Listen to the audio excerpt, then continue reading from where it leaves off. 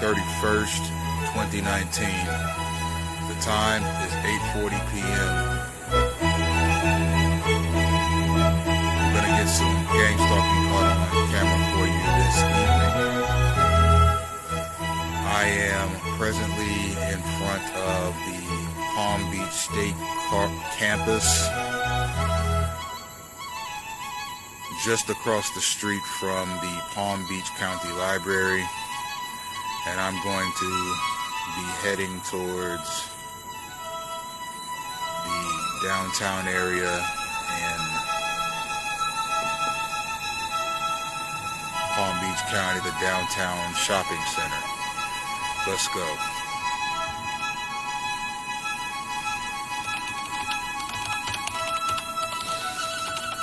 Synchronization right out the gate. As soon as I move, cars move. You know, I've been thinking a lot about gang stalking over the past 3 days. And some pretty awesome ideas came to my mind. Now, I've talked some in the past about gang stalking by proxy, meaning indirect gang stalking, in addition to direct gang stalking. Now, I am being directly gang stalked, but I'm also being indirectly gang stalked. What that means is, direct gang stalking is when a unit, be it law enforcement or semi-law enforcement, has your name, social, date of birth, driver's license number, knows your height, weight, eye color, hair color, and other information that would, this is a synchronized space crowding, this is a male.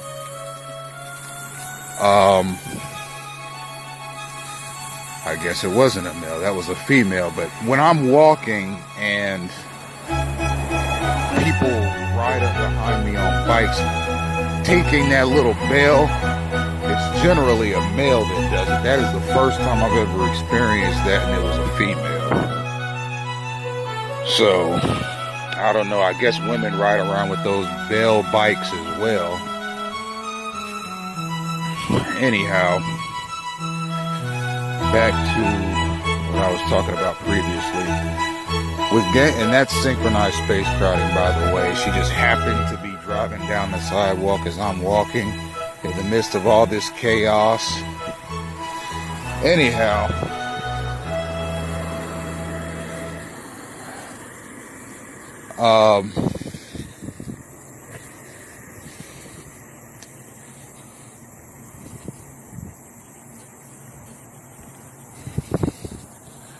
the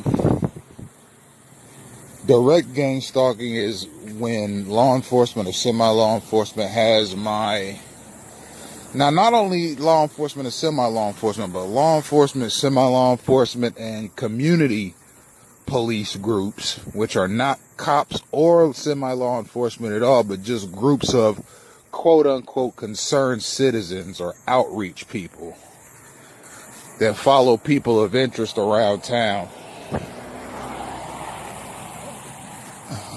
That's direct gang stalking. Indirect gang stalking is when a person does not know that they're stalking you, but their presence is used to stalk you. For example, let's say a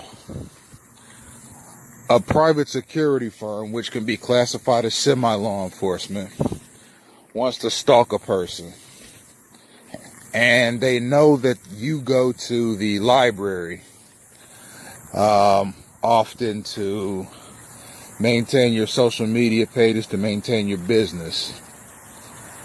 What they'll do is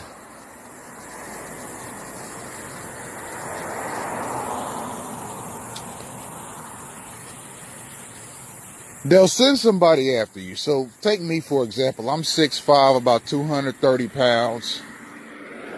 I have an athletic build. I have black hair. It's styled in an afro. I have a mustache, a goatee, brown eyes, and I'm medium complexion. African American male. Generally wears dark clothing. Doesn't wear jewelry, no tattoos, no glasses, no earrings, no body piercings. Generally on foot.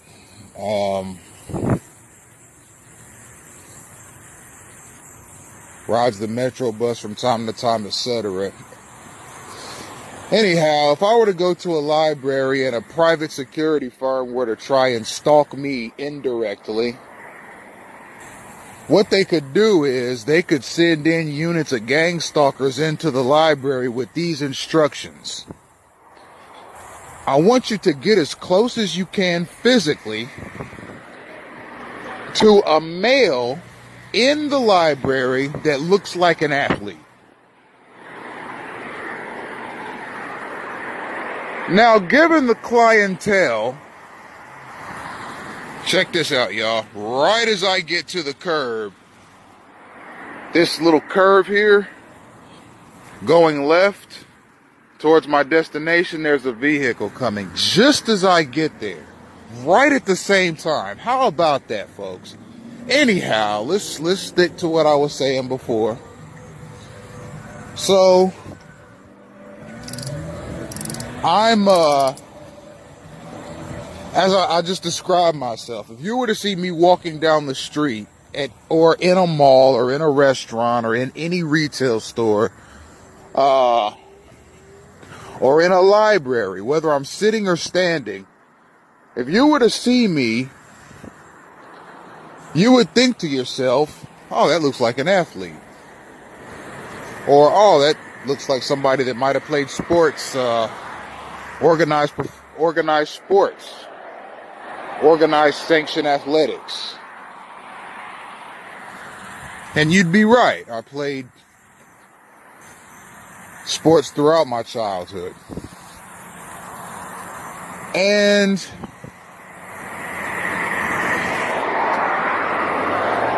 now think of it. If units of gang stalkers are mobilized to go into the library and are instructed by either law enforcement or semi-law enforcement groups, which they obviously trust, as most Americans would. I mean, if a law enforcement or semi-law enforcement were to tell most Americans to go and walk off the Grand Canyon, they do it. I mean, it's unfortunate, but Americans just seem to have this blind,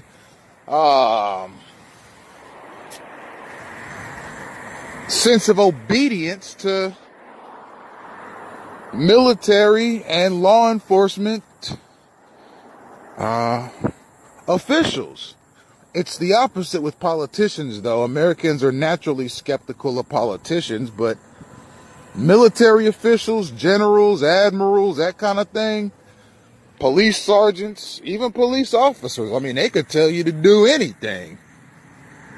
Just about, and I'm talking about the majority of heartland Americans and so forth.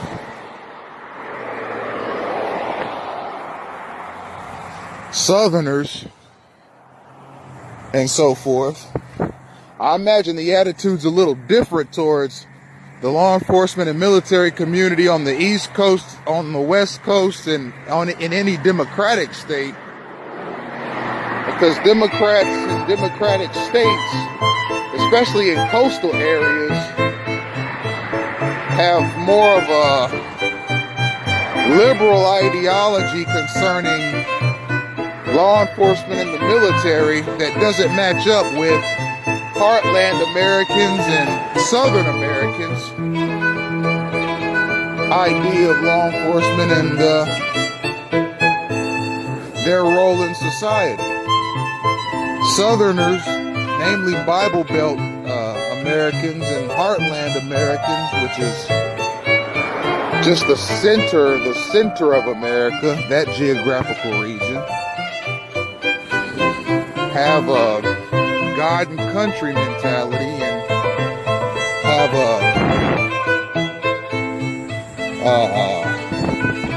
what some would call a flag waving mentality, uber patriotism, blind loyalty to a country, right, wrong, or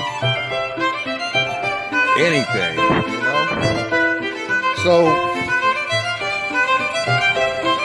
some of these types would do anything that's told them. So, if a person, and we're in Florida too, now mind you, Florida it can be pretty fairly summed up as a Republican state. It's a red state. South Florida is blue, but the majority of Florida is red. And there's a different kind of flag waving that goes on down here.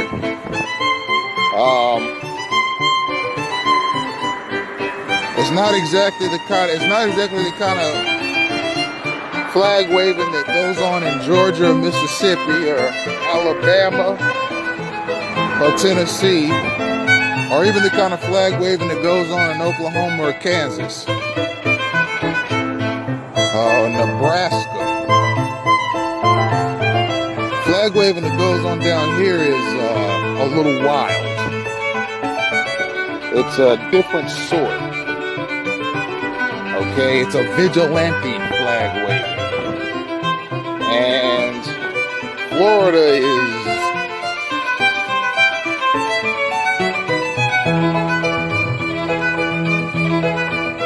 a bit weird when it comes to race relations, and I'll find time to talk about that in another video. But down here, if a police officer or any sheriff's deputy or any kind of private security firm asks a person to do something, they'll do it blindly and without question. And if they were to tell people in units to go to a library and get as close physically as you can to someone that looks like an athlete, they'll do it without asking questions, even though it's obviously an obstruction of that person's personal space and a violation of that person's civil liberties, really. But anyhow, that's indirect gang stalking. You tell people to harass a person that looks like something. You don't say their name. You don't say where they're from. You don't say where they live. You don't say anything about what you think that person's moral character is. You just tell people, hey, when you go to that library, I want you to get as close physically as you can without touching anyone that looks like an athlete. So if there is more than one person in the library that looks like an athlete, then a few people might get swarmed. But you, the target, will definitely get swarmed, and that's what they're after. They could care less about the other people who get swarmed, just as long as you, the target, get swarmed. Now, let's say that the target is a very skinny bookworm that wears glasses and walks around wearing tweed shirts or tweed sweaters and khakis and looks like the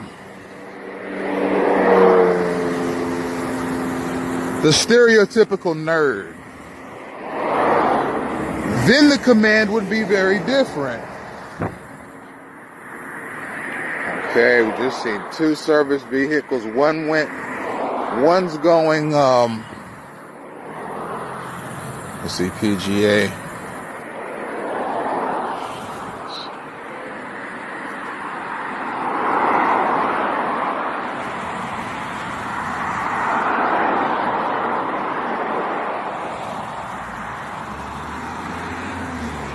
Okay, one was going west, one was going east. The bus was going west, and the trolley and the connector was going east. It's difficult to see in this with this view, but That's the way it happens. So with indirect, you know, and I'm going to get those punks on camera every time, especially the ones that have the tailpipes off to the side, because all they're doing is blowing exhaust fumes in my face. A lot of those pickup trucks and quite a few of the white vans that turn those corners right as I'm getting to the sidewalk, they have exhaust pipes that are in an L shape but out to the side, to where the exhaust fumes will blow directly at whoever is on the side of that vehicle as opposed to the back. Most vehicles have the exhaust pipes protruding out of the back of the vehicle, but a lot of these new pickup trucks and a lot of these white vans, 8-passenger vans, 10-passenger vans, they have the exhaust pipes on the side of the vehicle, and the pipes are protruding out of the side of the vehicle as opposed to protruding out of the back of the vehicle. And when they turn that corner like that, that exhaust pipe is aimed right at whoever is on the corner, and it blows exhaust fumes right in your face. And that's the kind of chumpish, the kind of chumpish, punk, sleazy, weaselly, cowardly garbage that these gang stalkers like to pull. They like to do stuff like that to people while they're on foot and your stalkers are riding around in 2-ton automobiles. And after they pull that crap, then they drive off into the night and you never see or hear from those punks again. That's the kind of trash they pull out here. Check out some of my Bell Harbor, Florida gang stalking in action videos. The ones that are set at the Starbucks in Bell Harbor. You'll see some of the stuff those punks do with the exhaust fumes out in those videos.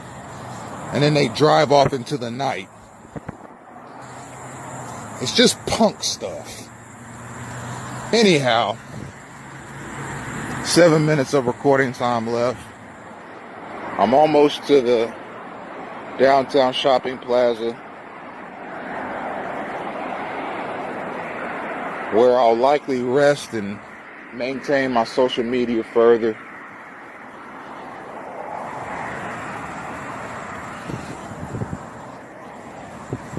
So let's say a bookwormish type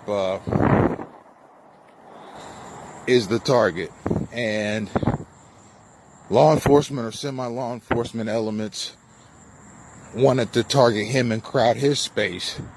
They could say something to people like, they could dispatch units of stalkers at him and say stuff like, okay,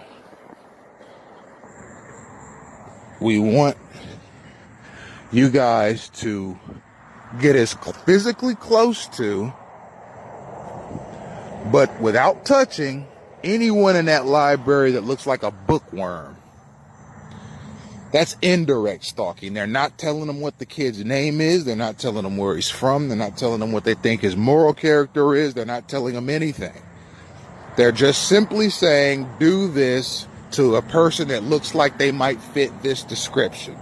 And that's it. Somebody might act like they're looking at a book. Somebody might act as if they're dropped a pencil. Somebody might act as if they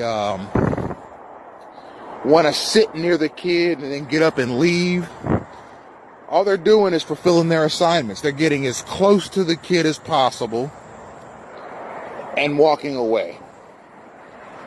It's really, it's criminally annoying psychological abuse and crowd and space crowding that's going on here. And it's a shame that stuff like this is facilitated in the United States, and it has to be legislated away, because this has obviously got roots in Department of Homeland Security, DEA, ATF, U.S. Marshal, local sheriff department, local private security firm, bail bondsmen, mind games. The kinds of mind games they play with fugitives. A person can just be thrust into one of these gang-stalking campaigns on a whim. All you have to do is make the wrong enemy or fit a number of other criteria that they use to find people fit to be put in a gang-stalking campaign right here in America. I'm telling you this right now, I don't ever want anybody to approach me or come to me and say that America is the land of the free or the home of the brave, because it is not. Stuff like gang stalking makes me want to go all the way back to the founding of America, where pilgrims came over here and basically scalped all the Indians, gave them syphilis, and basically exterminated that group. Then used African slaves as free laborers, beat and killed a lot of them. Then after the Africans were free, then we started seeing Jim Crow years later, institutional racism, police brutality, the denial of civil rights to blacks. Okay, then you started seeing programs like COINTELPRO and MK Ultra. Then you started seeing various governmental racist policies go into place. The failure to fund black schools and stuff, black public schools and stuff like that. Basically ensuring from the time a black kid goes to school that he's going to fail in life. Then you started seeing the unjust incarceration of blacks. And I think even today, 7% of the population, which is black males, make up 60% of the prison population. That's a program, ladies and gentlemen. You know why it's a program? Because there are a lot of private prisons in this country that benefit daily based on the number of prisoners.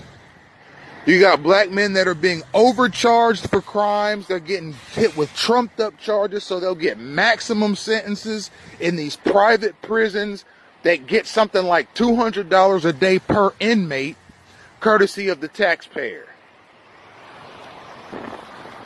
You got that long line of history against black males. Now you got them in gang stalking. Don't talk to me about freedom in this country.